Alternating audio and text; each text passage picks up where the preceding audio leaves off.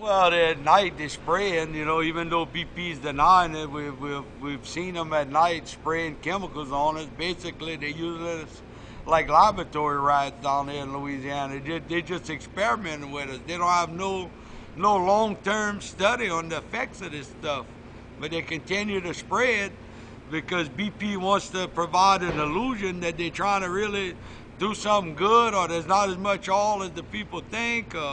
BP, when BP's lying as soon as they open their mouth.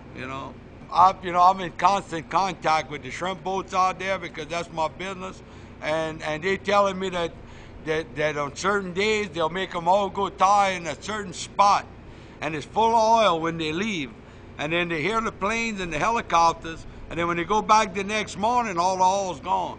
What happens is when the tide switches, the oil comes in. And then you see a lot of people having respiratory problems, crying eyes. I had a little trouble with my eyes, headaches, stuff like that. But what happens, once they spray it, it goes back down, then the air quality, I guess, gets better for a while until the next tidal surge. But what it is, it's getting closer.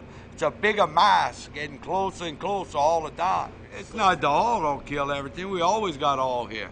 We got natural seepage of 40 million gallons a year in the Gulf. So there's stuff in the ecosystem that takes care of the oil. What we worried about is the stuff they're spraying on the oil.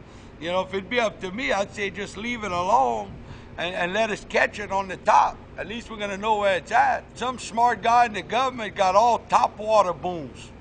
Now, they're spraying it, making it sink.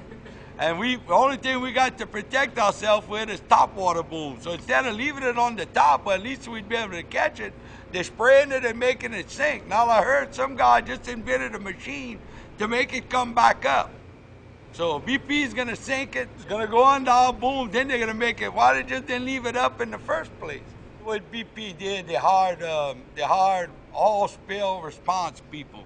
And it's in their best interest to let the oil get into estuaries because you have a longer cleanup time. So basically what they did was they hired the fox to guard the hen house, and they're losing hens every night, and they're not smart enough or don't want to see that the fox is killing them.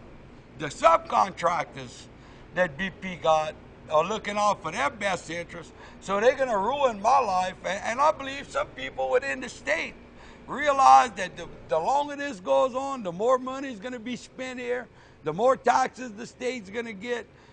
We just expendable, half my family's in the oil business. I got brothers, got boats work for BP right now. My daddy's got boats work for BP. My grandfather had boats work for BP. I had a choice. I could either win the seafood business or the oil business.